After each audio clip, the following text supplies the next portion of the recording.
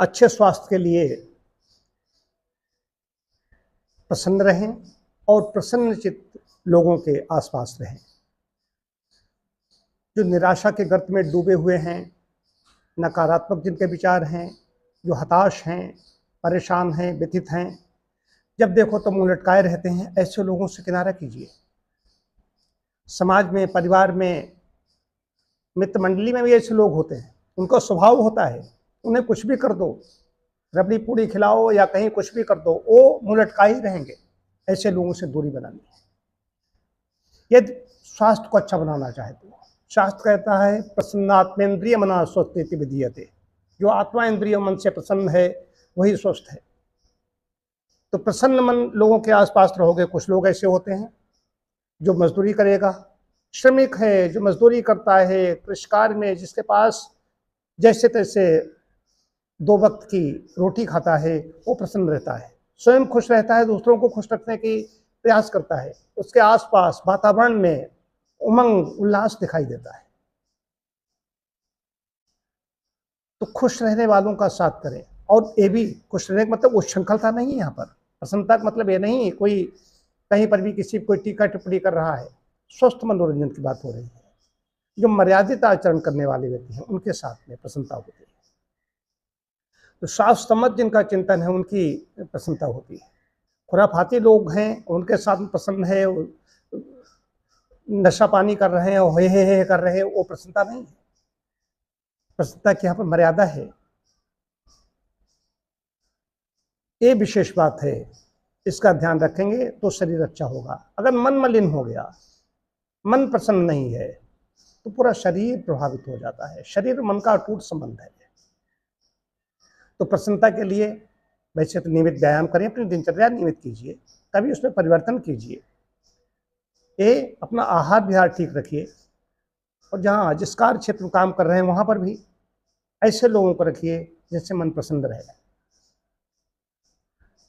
कई लोग ऐसे होते हैं, किसी का प्रसन्नता के लिए दूसरे का हित करते हैं, पराये हित में काम में आते हैं, परहित में लगे रहते हैं, उनको भी प्रसन्नता होती है। परोपकारी व्यक्तियों को भी प्रसन्नता होती है।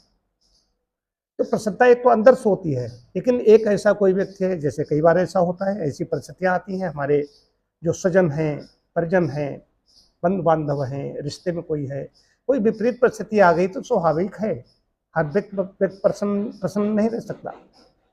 कई बार ऐसी समस्याएं जाती हैं, कोई आपद व्यापद दुखद स्थिति आ जाती है, तो स्वाभाविक है वो दुखी होगा।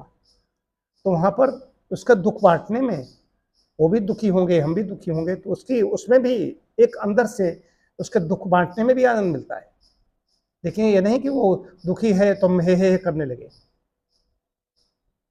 देखिए अधिकांश समय हमारा प्रसन्नता में बीतता है, नहीं है जो हमारे पास है उसी में हमें समझना चाहिए कि हमारे पास जो कुछ परमात्मा ने दिया है इससे अनमोल कोई चीज़ है ही नहीं। जब ये हम समझ लेते हैं तो प्रसन्नता बढ़ती है। सिर्फ पा लेने की इच्छा ये नहीं है, ये नहीं है, जो चीज़ है उसमें संतुष्ट नहीं है, बस ये नहीं है, ये नहीं है, इसमें आदमी रोता रहता, मिलता उसको जीवन भर नहीं। जो वर्तमान समय में इस समय प्रसन्न नहीं है, भले विपरीत परिस्थिति हो, हर एक के सामने विपरीत परिस्थितियां होती हैं, तब प्रसन्न नहीं है, वो जीवन में प्रसन्न नहीं रह सकता। उन लोगों को देखिए, मैंने ऐसे लोगों को देखा जिसके हाथ नहीं, बाहें नहीं, पैरों से सिलाई कर रहा है और स्वावलंबन है। ऐसे ऐसे स्वावलंबी हैं, वो स्वयं खाते हैं, दूसरों को खिलाते हैं।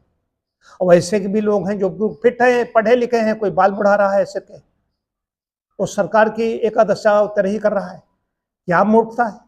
तुम सिर्फ सरकार के स्वावलंबन तुम्हारा कहाँ गया? इसका मतलब टैलेंट नहीं है, सिर्फ ऐसे ही एक निरक्षर भट्टाचार्य हैं, इनके प्रकार समुद्र से जैसे गोताखोर लेकर के आते हैं, वैसे सर्टिफिकेट नकल के महासागर से लेकर के निकले।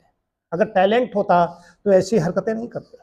उन लोगों से प्रेरणा लें जो विकलांग हैं और स्वावलंबी हैं, उनको देख करके प्रसन्नता होती है।